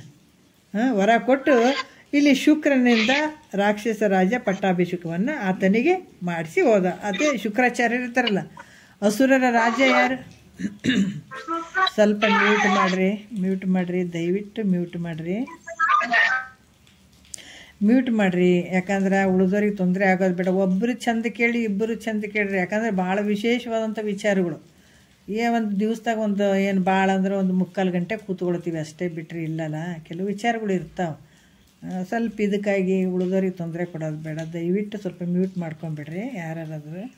ಅದಕ್ಕೆ ಇಲ್ಲಿ ಹೇಳ್ತಾರ, ಇವನಿಗೆ ಉಳಿದವರಿಂದ ಯಾರಿಂದನೂ ಮರಣ ಆಗೋದು ಬೇಡ, ಯಾರು ಈತನ ಜನ್ಮಕ್ಕೆ ಕಾರಣ ಆಗಿದಾರ ಅವರಿಂದನೇ ಮರಣ ಆಗಲಿ ಅಂತ ಅವಾಗ ಬ್ರಹ್ಮ ಅಲ್ಲಿ ಅದಕ್ಕೆ ಆಶೀರ್ವಾದ ಮಾಡ್ತಾನೆ. ಅದಕ್ಕೆ ಈ ರೀತಿ ವರ ಕೊಟ್ಟು ಶುಕ್ರಾಚಾರ್ಯರು ಅಸುರರ ರಾಜಾತ ಗುರು. ಅಸುರರ ಗುರು ಯಾರು? ಶುಕ್ರಾಚಾರ್ಯ. ಈ ರಾಕ್ಷಸರ ರಾಜ ಆಯಿತು, ರಾಕ್ಷಸರ ರಾಜ ಶುಕ್ರಾಚಾರ್ಯ. ಅದಕ್ಕೆ ಇವರಿಂದ ಪಟ್ಟಾಭಿಷೇಕವನ್ನು ಆತನಿಗೆ ಮಾಡಿಸಿ ಹೊರಟೋದ್ರು. ಯಾಕಂದ್ರೆ ಪಟ್ಟಾಭಿಷೇಕ ಈತಗೆ ಮಾಡಿಸಿ ಅವರ ಒಂದು ಗುರುಗಳಿಂದನೇ ಈತಗೆ ಪಟ್ಟಾಭಿಷೇಕವನ್ನು ಮಾಡಿ ಬ್ರಹ್ಮ ಹೋದ. ಮತ್ತು ಮುಂದೆ ಏನಾಯ್ತಪ್ಪ ಅಂತಂದ್ರೆ ಜಲಾಂಧ್ರ ಇವ ರಾಕ್ಷಸ ಇರ್ತಾನಲ್ಲ, ಈತ ಮುಂದೆ ಏನು ಮಾಡಿದ ಅಂದ್ರೆ ಭಾಳ ಪರಾಕ್ರಮಿ ಮತ್ತು ಶಿವನ ಅಂಶದಿಂದ ಹುಟ್ಟಿದಾತ, ಶಿವನ ಹಣೆಗಣ್ಣಿನಿಂದ ಹುಟ್ಟಿದಾತ ಈತ. ಭಾರಿ ಪರಾಕ್ರಮದಿಂದ ಕೂಡಿದ್ದ. ದೇವೇಂದ್ರನನ್ನು ಗೆದ್ದು ಮತ್ತು ಈತ ಶತ್ರುನೇ ಬೇಕಂತ ಕುಂತಿದ್ದನು ನೋಡ್ರಿ. ಯಾರು? ಇಂದ್ರ. ಆತನನ್ನು ಗೆದ್ದು ಸ್ವರ್ಗಲೋಕವನ್ನು ದೈತ್ಯರಿಗೆ ಕೊಟ್ಟು, ಸ್ವರ್ಗಲೋಕವನ್ನು ಗೆದ್ದು ಇಂದ್ರನನ್ನು ಸೋಲಿಸಿ ಅದೆಲ್ಲವನ್ನು ದೈತ್ಯರಿಗೆ ಕೊಟ್ಟ. ಯಾರು? ಈತ ಜಲಾಂಧ್ರ. 3 ಲೋಕಗಳಲ್ಲಿ ಪ್ರಸಿದ್ಧಿಯನ್ನು ಹೊಂದಿದ ಈತ. ಏನು ಭಾಳ ದೊಡ್ಡ ಪರಾಕ್ರಮಿ ಈತ ಅದನ. ಎಲ್ಲ 3 ಲೋಕದವ್ರು ಗಡಗಡಗಡ ಅಂಜಿ ನಡಗಂಗ ಅಂಥ ಒಂದು ಪರಾಕ್ರಮಿಯಾಗಿ ಬೆಳೆದ್ಬಿಟ್ಟ ಇವ. ಆಗ ದೇವತೆಗಳು ಭಯಪಟ್ಟು ಕೈಲಾಸಕ್ಕೆ ಓಡಿ ಹೋದ್ರು ನೋಡ್ರಿ, ಅಂಜಿ. ಇವನಿಗೆ ಅಂಜಿ ದೇವತೆಗಳು ಭಯಪಟ್ಟು ಕೈಲಾಸಕ್ಕೆ ಓಡಿ ಹೋಗಿ ಶಂಕರನಿಗೆ ಇದೆಲ್ಲ ತಿಳಿಸಿದ್ರಪ್ಪ, ಹಿಂಗೆ ಅದಾನ, ನಮಗೆ ಭಾಳ ತೊಂದರೆ ಕೊಡಾಕತ್ತಾನ, ಮತ್ತು ಇನ್ನು ಹೆಂಗಾದ್ರೂ ನೀವು ನೋಡ್ಕೊಳ್ರಿ ಅಂತೇಳಿ ಹೋಗಿ ಶಂಕರನಿಗೆ ತಿಳಿಸಿದ್ರು, ಪರಮಾತ್ಮ ಅಲ್ಲಿ ತಿಳಿಸಿದ್ರು. ನಿಮ್ಮ ಸಂಗಡವಾದರೂ ಯುದ್ಧಕ್ಕೆ ಬರ್ತೀನಿ ಅಂತ ಹೇಳಿದರು. ಯಾಕಂದ್ರೆ ಆತ ಹೇಳಿದ ಏನಂದ್ರೆ, ನಿಮ್ಮ ಸಂಗಡ ಆದರೂ ಕೂಡ ಯುದ್ಧಕ್ಕೆ ಬರುವೇನೆಂದು ಹೇಳಿದರು. ಅದು ಶಿವನ ಜೊತೆ ಕೂಡ ಯುದ್ಧಕ್ಕೆ ಬರ್ತೀನಿ ಅಂತ ಹೇಳಿದಾನತ. ಆಗ ಶಿವನು ಏನು ಮಾಡಿದ, ನಿನ್ನ ಜೊತೆನೂ ಆತ ಯುದ್ಧಕ್ಕೆ ಬರ್ತೀನಿ ಅಂತ ಹೇಳಿದಾನ ಅಂತ ಹೇಳಿದರು ಶಿವನಿಗೆ. ಶಿವನಿಗೆ ಮತ್ತು ಎಲ್ಲ ಭಾಳ ಅಷ್ಟು ಇದಿದ್ದತ್ತು ನೋಡ್ರಿ. ಅದಕ್ಕೆ ಆತ ಏನು ಮಾಡ್ದ, ಬರಲಿ ನಾನೇನು ಅನ್ಸುತ್ತೇನೆ ಆತ ಗೊತ್ತು, ಎಲ್ಲನೂ ಗೊತ್ತಲ್ಲ. ಆತ ಏನು ಮಾಡ್ದ, ಒಬ್ಬ ವೃದ್ಧ ಬ್ರಾಹ್ಮಣನ ವೇಷ ತೊಟ್ಕೊಂಡ. ಯಾರು? ಶಿವ ಏನು ಮಾಡ್ದ, ವೃದ್ಧ ಬ್ರಾಹ್ಮಣನ ವೇಷವನ್ನು ತೊಟ್ಕೊಂಡು ಆತ ಬರುವಂಥ ದಾರಿಯಲ್ಲಿ ಅವನಿಗೆ ಎದುರಾಗಿ ನಿಂತು ನೋಡ್ರಿ. ಯಾರು? ಅವನಿನ್ನು ಶಿವನನ್ನು ಸೋರಿಸ್ಬೇಕಂತಲೇ ಬರಾವಿದ್ದವ ಜಲಾಂಧ್ರ. ಅಲ್ಲಿ ಬರಬೇಕಾದಾಗ ಆತ ಏನು ಎದುರುಗಡೆ ಬರ್ತಾ ಇದ್ದ ಆ ದಾರಿಗೆಯಲ್ಲಿ ಮಧ್ಯೆ ನಿಂತುಕೊಂಡ. ಯಾರು? ಶಿವ ನಿಂತುಕೊಂಡ. ಎದುರಾಗಿ ನಿಂತು, ನೀನು ಯಾರು ಮತ್ತು ಎಲ್ಲಿಗೆ ಹೋಗುವೆ ಅಂತ ಕೇಳಿದ. ಶಿವ ಏನು ಕೇಳ್ದ, ನೀನು ಯಾರು, ಎಲ್ಲಿಗೆ ಹೋದಿ ಅಂತ ಕೇಳ್ದ. ಆಗ ಅವ ರಕ್ಕಸ ಹೇಳ್ತಾನ, ಅಸುರ ಹೇಳ್ತಾನ, ನಾನು ಜಲಾಂಧ್ರ ಇದ್ದೀನಿ ಅಂತ ಹೇಳ್ತಾನೆ ಶಿವನಿಗೆ. ನಾ ಜಲಾಂಧ್ರ ಇದ್ದೀನಿ, ಸಕಲ ದೇವತೆಗಳನ್ನು ಜಯಿಸಿದ್ದೀನಿ ನಾ ಸುಮ್ಮನೆ ಮಾಮೂಲಿ ವ್ಯಕ್ತಿ ಅಲ್ಪ. ನಾನು 3 ಲೋಕಗಳು ನನ್ನನ್ನು ಕಂಡ್ರೆ ಗಡಗಡ ನಡುಗ್ತಾವ, ಎಲ್ಲ ದೇವತೆಗಳನ್ನು ಸೋಲಿಸಿಬಿಟ್ಟಿನಿ, ಅಷ್ಟು ಪರಾಕ್ರಮ ಶಕ್ತಿ ನಾನು ಅದೀನಿ ಅಂತ ಹೇಳ್ತಾನೆ ಶಿವನಿಗೆ ಜಲಾಂಧ್ರ. ಅದಕ್ಕೆ ಶಂಕರನನ್ನು ಜಯಿಸ್ಬೇಕಂದ್ರೆ ಈಗ ನಾನು ಹೆಂಗೆ ಮಾಡಾಕತ್ತೆ, ಯಾಕಂದ್ರೆ ವೃದ್ಧನ ಬ್ರಾಹ್ಮಣ ವೇಷ ಹಾಕೊಂಡು ಬಂದಿದ್ದಾನಲ್ಲ, ನಾನು ಎಲ್ಲರನ್ನೂ ದೇವತೆಗಳನ್ನೆಲ್ಲರನ್ನೂ ಸೋಲಿಸಿಬಿಟ್ಟಿನಿ. ಈಗೇನು ನನಗೆ ಅಂದ್ರೆ ಶಂಕರನನ್ನು ಜಯಿಸ್ಬೇಕಂತ ಹೊಂಟಿದ್ದೀನಿ, ನಾನು ಕೈಲಾಸಕ್ಕೆ ಹೊಂಟಿದ್ದೀನಿ ಅಂತ ಹೇಳ್ತಾನಂತ. ಈಗ ಶಿವನನ್ನು ಜಯಿಸಕ್ಕೆ ನಾವು ಹೊಂಟಿದ್ದೀನಿ, ಶಂಕರನನ್ನು ಜಯಿಸ್ಬೇಕಂತ ನಾನು ಕೈಲಾಸಕ್ಕೆ ಹೊಂಟಿದ್ದೀನಿ ಅಂತ ಹೇಳ್ತಾನಂತ. ಆಗ ವೃದ್ಧ ಬ್ರಾಹ್ಮಣ ಅದನಲ್ಲ, ಇನ್ನು ಆತ ಹೇಳ್ತಾನೆ, ಶಂಕರನನ್ನು ಇಲ್ಲಿಯವರೆಗೆ ಯಾರೂ ಜಯಿಸಿಲ್ಲ ಅಂತ ಹೇಳ್ತಾನೆ. ನೀನು ಹೇಳಾಕತ್ತಿದ್ದಿ ಖರೆ, ಆದ್ರೆ ಶಂಕರನ ಜಯಿಸ್ಬೇಕಂತ ನೀವು ಒಂಟಿಯಲ್ಲ, ಜಗತ್ತಿನೊಳಗೆ ಶಂಕರನ ಜಯಿಸಿದವರು ಇನ್ನೂವರೆಗೂ ಯಾರೂ ಇಲ್ಲ, ಜಯಿಸಿಲ್ಲ, ಯಾರೂ ಜಯಿಸಿಲ್ಲ. ಮತ್ತು ಯಾರು ಜಯಿಸಿಲ್ಲ, ಮುಂದಾದರೂ ಯಾರು ಜಯಿಸುವಂಥವ್ರನ್ನೂ ಇಲ್ಲ. ಮುಂದೂ ಯಾರ ಕಡೆಯಿಂದನೂ ಜಯಿಸೋಕ್ಕೂ ಆಗಂಗಿಲ್ಲ. ಹಿಂದೆ ಕೂಡ ಆತನನ್ನು ಜಯಿಸಿದಂಥವ್ರು ಯಾರೂ ಇಲ್ಲ. ನಿನ್ನಲ್ಲಿ ಅಂಥ ಶಕ್ತಿ ಇದ್ದರೆ ಮೊದಲು ನನಗೆ ತೋರ್ಸಪ್ಪ. ಶಿವನನ್ನು ಸೋಲಿಸ್ಬೇಕಂತ ಅಷ್ಟು ಶಕ್ತಿ ನಿನ್ನ ಬಲ್ಲಿ ಇತ್ತು ಅಂತಂದ್ರೆ ಮೊದಲು ನನಗೆ ತೋರಿಸು ಅಂತ ಹೇಳಿ ತನ್ನ ಪಾದದ ಹೆಬ್ಬೆರಳಿನಿಂದ, ನೋಡ್ರಿ ಪರಮಾತ್ಮ ಏನು ಮಾಡ್ಯದ, ತನ್ನ ಪಾದ ಏನು ಹೆಬ್ಬೆರಳು ಇರ್ತದಲ್ಲ, ಹೆಬ್ಬೆರಳಿನಿಂದ ಒಂದು ಚಕ್ರ ಬರೀತಾನೆ ನೋಡ್ರಿ. ಹಿಂಗೆ ಹೆಬ್ಬೆರಳಿಂದ ಒಂದು ಚಕ್ರವನ್ನು ಬರೆದು ಜಲಂದ್ರನೇ ನೋಡು ಇದು, ನೀನು ಇದನ್ನು ನಿನ್ನ ಮಸ್ತಕದವರೆಗೆ ಎತ್ತಿದೆ ಅಂದರೆ ನಾನು ಇದು ಏನು ನಾನು ಚಕ್ರ ಬರೆದಿನಲ್ಲ, ಇದನ್ನು ನೀನು ನಿನ್ನ ತಲೆಯವರೆಗೆ ಎತ್ತಬೇಕು, ಮಸ್ತಕದವರೆಗೆ ಇದು ಎತ್ತಬೇಕು. ನೀ ಎತ್ತಿದೆ ಅಂದ್ರೆ ನೀನು ಶಂಕರನನ್ನು ಜಯಿಸುತ್ತಿ ಅಂತ ನಾನು ತಿಳಿತೀನಿ. ನಾನೇನು ದೊಡ್ಡ ಕೆಲಸ ಹೇಳಿಲ್ಲ ನಿನಗೆ, ಒಂದು ಸಣ್ಣದು ಚಕ್ರ ಮಾಡೀನಪ್ಪ. ಆ ಚಕ್ರ ಮಾಡೀನಿ, ನಿನ್ನ ಮಸ್ತಕ ತೊಗೊಂಡು ಅದನ್ನು ನೀವು ಒಯ್ದಿ ಅಂದ್ರೆ ಶಂಕರನ ಗೆಲ್ಲುತ್ತಿದ್ದು, ಗ್ಯಾರಂಟಿ ಗೆಲ್ಲುತ್ತಿದ್ದು ಅಂತ ನನಗೆ ವಿಶ್ವಾಸ ಆಗ್ತದೆ, ಇಲ್ಲಾಂದ್ರೆ ಆಗಂಗಿಲ್ಲ ಅಂತ ಹೇಳ್ತಾನತ. ಇದನ್ನು ಕೇಳಿದಂಥ ಈ ರಕ್ಕಸ ಅಸುರ ಏನು ಮಾಡ್ತಾನೆ, ಜಲಂಧ್ರ, ಬ್ರಹ್ಮಾದಿ ದೇವತೆಗಳನ್ನು ಜಯಿಸಿದಂಥ ನನಗೆ ಇರ್ತದಲ್ಲ ಒಂದು ಹಮ್ಮು, ಸಣ್ಣವದಿನ ಎಲ್ಲ ದೇವತೆಗಳನ್ನು ಜಯಿಸಿದಂಥವ, 3 ಲೋಕಗಳನ್ನು ಜಯಿಸಿದಂಥವ ನಾನದೀನಿ, ಎಂಥವ್ರಿಗೆ ಜಯಿಸಿದಂಥ ನನಗೆ ಇದೇನು ಭಾರ, ಏನು ದೊಡ್ಡ ಭಾರ ಐತಾನೆ ಇದು ಅಂತ ತನ್ನ ಹೆಬ್ಬೆರಳಿನಿಂದ ಎತ್ತಿ ತಲೆಯವರೆಗೆ ಒಯ್ಯಲ್ಲ. ಯಾಕಂದ್ರೆ ಇದೇನು ಭಾಳ ದೊಡ್ಡದೈತಾನೆ, ಇದು ಒಂದು ಸಣ್ಣದೈತೆ ಅಂತ ಹೇಳಿ ಆತ ಏನು ಮಾಡ್ದ, ಇದೇನು ದೊಡ್ಡ ಭಾರ ಅಂತ ಹೇಳಿಬಿಟ್ಟು ತನ್ನ ಹೆಬ್ಬೆರಳಿನಿಂದ ಅದನ್ನ ಎತ್ತುತ್ತಾನೆ. ಆ ಚಕ್ರವನ್ನು ಎತ್ತಿ ಹೆಬ್ಬೆರಳಿನಿಂದ ಚಕ್ರವನ್ನು ಎತ್ತಿ ತಲೆಯವರೆಗೆ ತೊಗೊಂಡು ಹೋಗ್ತಾನತ. ತಲೆಯವರೆಗೆ ತೊಗೊಂಡು ಹೋದಾಗ ಅದು ತಲೆತನ ಹೋದ್ಗಂಡೆ ಭಾರ ಆಗಿಬಿಡ್ತದೆ ನೋಡ್ರಿ, ಭಾಳ ದೊಡ್ಡ ಭಾರ ಆಗಿಬಿಡ್ತದೆ. ಅದು ಆತನ ಏನಾಗ್ತದೆ ಅಂದ್ರೆ ಆತನ ತಲೆ ಮೇಲೆ ಆ ಭಾರ ಆಗಿಬಿಟ್ಟು ತಡ್ಕೊಳಕ್ಕಾಗಂಗಿಲ್ಲ. ಆತಗ ಏನು ಮಾಡೋದು ಅಂತ ಹಿಂಗೆ ಮ್ಯಾಲೆ ಒಯ್ದು ತೀರ ಭಾರ ಆಯ್ತು, ಅದೇ ಚಕ್ರ ಆತನ ತಲೆ ಮೇಲೆ ಬಿದ್ದು ಬಿಡ್ತದೆ ನೋಡ್ರಿ. ಅಲ್ಲಿ ಮ್ಯಾಲೆ ತಲೆ ಮೇಲೆ ಬಿದ್ದು ಆತನ ತಲೆ 2 ಓಳಾಗಿಬಿಡ್ತದೆ ನೋಡ್ರಿ. ಆತನ ತಲೆ 2 ಓಳಾಯಿತು, ಅದರ ಬಾಧೆಯನ್ನು ತಾಳಲಾರದೆ ನೋಡ್ರಿ. ಎಂಥ ಒಂದು ಅದ್ಭುತವಾದಂಥ ಶಿವನ ಅಲ್ರಿ. ಅವಾಗ ಏನೇನೋ ಕಥೆಗಳು ಹೇಳಲ್ರಿ, ಏನೇನ ಅಂತಲ್ಲ, ಎಲ್ಲ ಈಗೂ ಅದು ನಾವು ಭಾಳಷ್ಟು ಜನ ಹೇಳ್ತೀರಿ ಅವೆಲ್ಲ ಏನು ರೀ ಕಥೆಗಳು ಹಂಗೆ ಅಂತ ಅನ್ಬೋದು. ಆ ಶಕ್ತಿ ಇನ್ನೂವರೆಗೆ ಐತೆ, ಭಗವಂತನ ಒಂದು ಪಾದಕಮಲಗಳ ಶಕ್ತಿ. ಇವೆಲ್ಲ ಸುಳ್ಳು ಅನ್ನಕ್ಕೆ ಬರೋಂಗಿಲ್ಲ, ಆ ಒಂದು ಶಕ್ತಿ ಇದ್ದೇ ಇರ್ತದೆ. ಅಂಥ ಒಂದು 2 ತಲೆ ಆಗಿಬಿಡ್ತು ಓಡೋದು. ಇಲ್ಲಿ ಅದರ ಬಾಧೆಯನ್ನು ತಾಳಲಾರದೆ, ಅದರ ಬಾಧೆಯನ್ನು, ಅದರ ನೋವನ್ನು ತಾಳಲಾರದೆ ರಕ್ಕಸನು ಪ್ರಾಣವನ್ನು ಬಿಟ್ಟ. ಅದಕ್ಕೆ ಇಂಥ ಒಂದು ಪಾದ ನಿಂದ ಐತಪ್ಪ ಪರಮಾತ್ಮ ಅಂತ ಪರಮಾತ್ಮನ ಪಾದವನ್ನು ಇಲ್ಲಿ ವರ್ಣಿಸ್ತಾರೆ.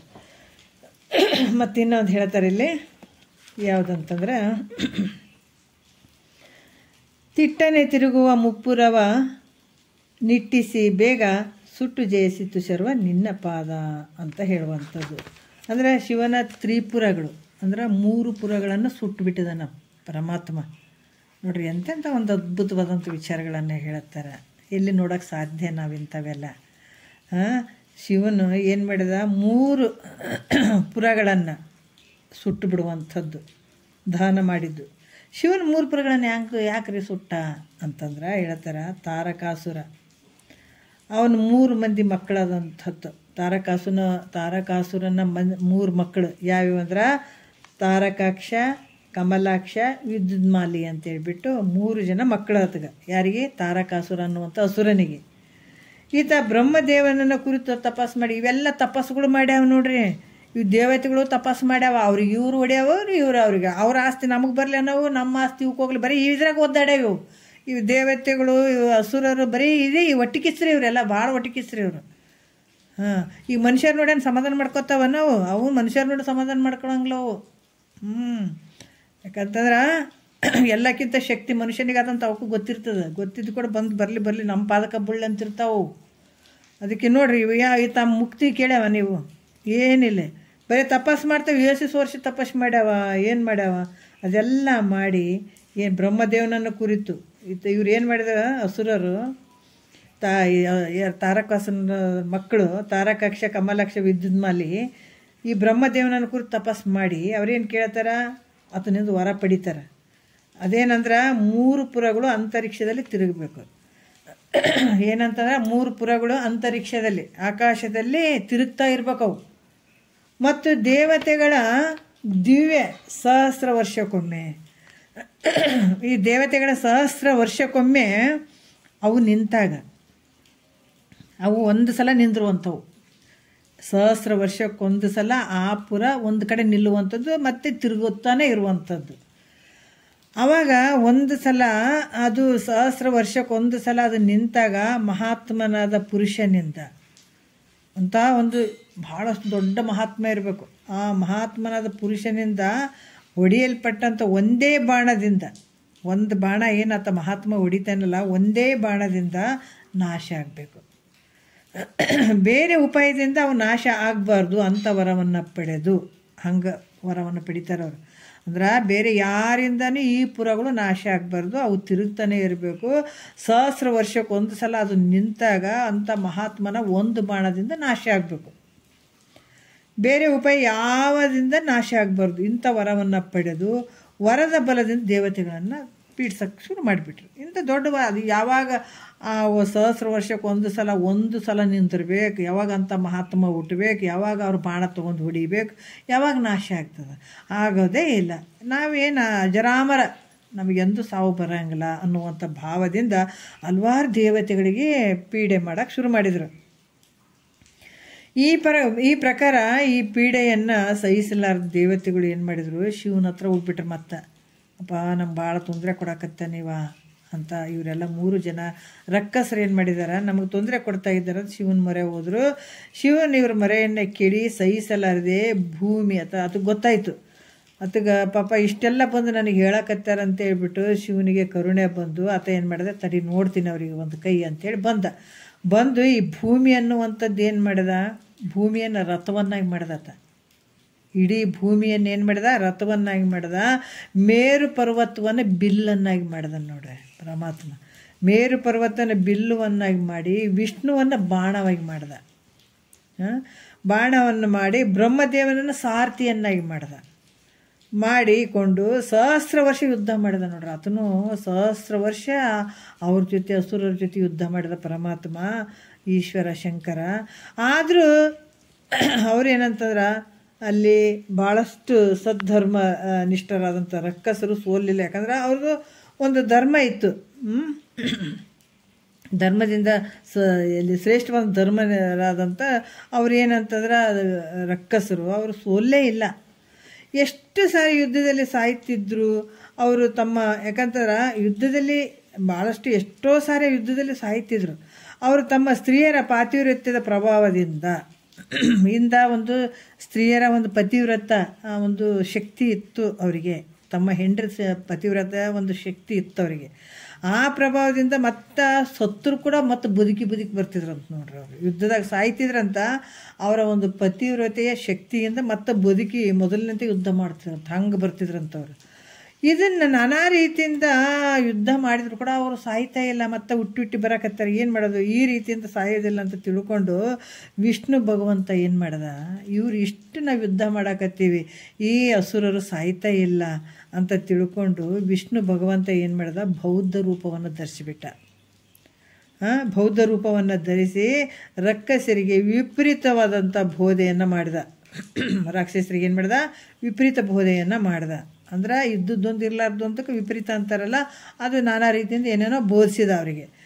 ಮತ್ತು ಅವರ ಹೆಂಡ್ರು ಅದಾರಲ್ಲ, ಅವರು ಜಲಕ್ರೀಡೆಯನ್ನಾಡುವ ಸಮಯದಲ್ಲಿ ಅವರು ಜಲಕ್ರೀಡೆಯನ್ನು ನೀರಲ್ಲೇ ಅವರು ಸ್ನಾನ ಮಾಡೋದು, ಇಂಥವೆಲ್ಲ ಕ್ರೀಡೆ ಆಟ ಆಡೋದು ಇದೆಲ್ಲ ಮಾಡ್ತಾಯಿದ್ರು. ಅಂಥ ಸಂದರ್ಭದಲ್ಲಿ ತನ್ನ ಸುಂದರ ದೇಹವನ್ನು ನೋಡಿ ಮೋಹಿಸುವಂಗೆ ಮಾಡಿದ. ಯಾರು, ವಿಷ್ಣು. ಬೌದ್ಧನ ಏನಂತಂದ್ರೆ ಬೌದ್ಧ ರೂಪವನ್ನು ತಾಳ್ಕೊಂಡು ಆತ ಅಲ್ಲಿ ಹೋಗಿ ಏನು ಮಾಡ್ತಾನಂದ್ರೆ ಅವರ ಪತಿವ್ರತದಿಂದ ಇರ್ತಾರೆ ಅಸುರರ ಹೆಂಡ್ರು, ಅವ್ರ ಹತ್ರ ಹೋಗಿ ಆ ಸಮಯದಲ್ಲಿ ತನ್ನ ಸುಂದರ ರೂಪವನ್ನು ನೋಡಿ ಮೋಹಿಸುವಂಗೆ ಮಾಡ್ತಾನತ ವಿಷ್ಣು. ಅದರಿಂದ ಅವರ ಪಾತಿವ್ರತ್ಯವು ನಷ್ಟ ಆಯಿತು. ಅವರು ಅದನ್ನು ಒಂದು ಸುಂದರ ರೂಪವನ್ನು ನೋಡಿ ಅವರಿಗೆ ಮೋಹ ಆಯಿತು. ಆವಾಗ ಅವರು ಪತಿವ್ರತೆ ಅಲ್ಲಿ ನಷ್ಟ ಆಯಿತು. ಅಂದಮೇಲೆ ಶಿವನು ತ್ರಿಪುರಗಳನ್ನು ಯಾವಾಗ ಅಲ್ಲಿ ಪತಿವ್ರತೆ ನಷ್ಟ ಆಯಿತು, ಆವಾಗ ಶಿವನ ತ್ರಿಪುರಗಳು ನಿಲ್ಲುವಂಥ ಸಮಯ ಬಂತಲ್ಲಿ. ಅಲ್ಲಿ ನಿಂತಿತು. ಆ ಸಮಯ ಸಾಧಿಸಿ ಆ ಬಾಣವನ್ನು ಬಿಟ್ಟು, ಯಾಕಂದ್ರೆ ಒಂದೇ ಸಲಕ್ಕೆ ಮೂರನ್ನು ನಾಶ ಆಗ್ಬೇಕಂತ ಹೇಳಿರ್ತಾರೆ, ಒಂದೇ ಸಲಕ್ಕೆ ನಿಲ್ಲುವಂಥದ್ದು. ಅಂಥ ಸಂದರ್ಭದಲ್ಲಿ ಅದು ಆ 3 ಪುರಗಳು ನಿಲ್ಲುವಂಥ ಸಮಯವನ್ನು ಸಾಧಿಸಿ ಬಾಣವನ್ನು ಬಿಟ್ಟು ನಿಮಿಷಾರ್ಧದಲ್ಲಿ ತ್ರಿಪುರಗಳನ್ನು ಸುಟ್ಟುಬಿಟ್ಟ. ಯಾರು? ಪರಮಾತ್ಮ. ಇಂಥ ಒಂದು ಪಾದನಿಂದ ಐತು ಪರಮಾತ್ಮ ಅಂತ ಹೇಳ್ತಾರೆ. ಇಂಥ 3 ಪುರಗಳನ್ನು ಸುಟ್ಟಂಥ ಪಾದ ಯಾರ್ದು? ಪರಮಾತ್ಮಂದು, ಶಿವಂದು, ಈಶ್ವರಂದು ಅಂತ ಹೇಳ್ತಾರೆ. ಮತ್ತೀಗ ನಾವು ನೋಡೋಣ, ಇದು ಇನ್ನೊಂದು ನೋಡೋಣ 2ನೇ ನುಡಿಯಲ್ಲಿ.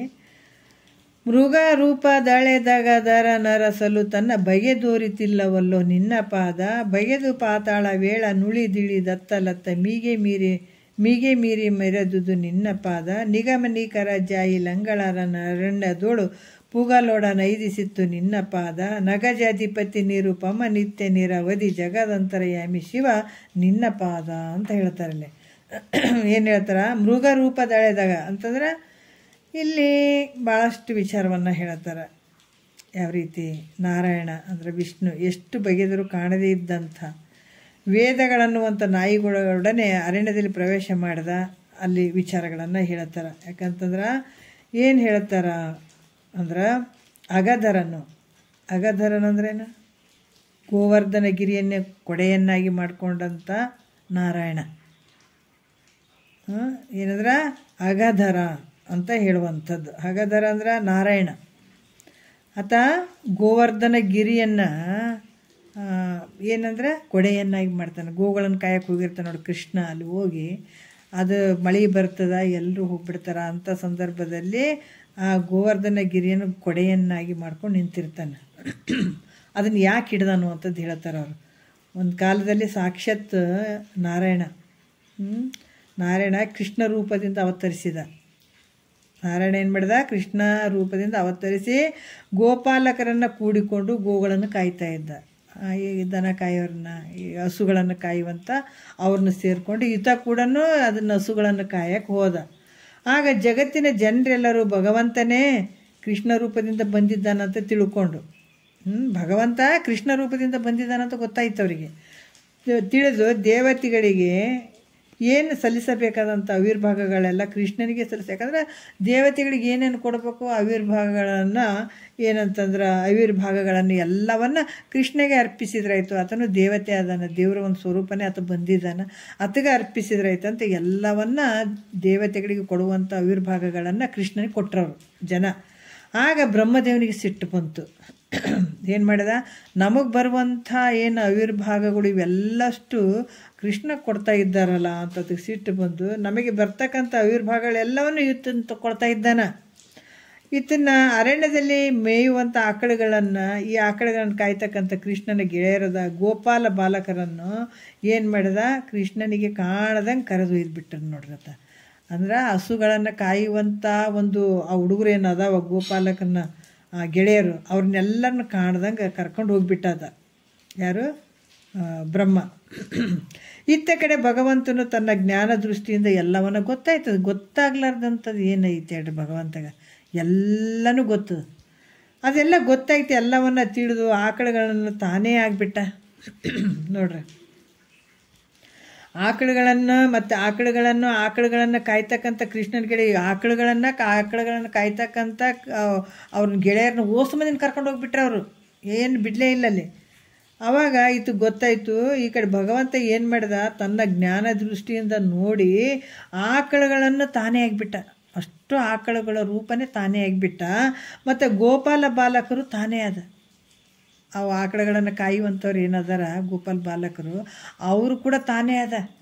ಹಾಗೆ ಪುನಃ ಕೃಷ್ಣ ರೂಪದಿಂದ ಆಕಳುಗಳನ್ನು ಕಾಯ್ತಾ ಮತ್ತು ತಿರ್ಗಾ ಆತ ಕೃಷ್ಣನ ರೂಪವನ್ನು ತೊಟ್ಕೊಂಡು ಆಕಳುಗಳನ್ನು ಕಾಯ್ತಾ ಗೋಪಾಲ ಬಾಲಕರ ಸಂಗಡ ಆನಂದದಿಂದ ಕಾಲ ಕಳೆಯುತ್ತಿದ್ದ. ಅವ್ರು ಬ್ರಹ್ಮ ಕರ್ಕೊಂಡು ಹೋದ್ರು ಕೂಡ ತಾನೇ ಎಲ್ಲ ರೂಪವನ್ನು ಆಗಿಬಿಟ್ಟು ನೋಡ್ರಿ ಭಗವಂತ. ನೋಡ್ರಿ ಹೆಂಗೆ ಅದನ್ನು ಭಾಳ ಕರುಣಾಮಯಿ. ಮತ್ತು ಆತ ಎಲ್ಲನೂ ಗೊತ್ತತ್ಗೆ.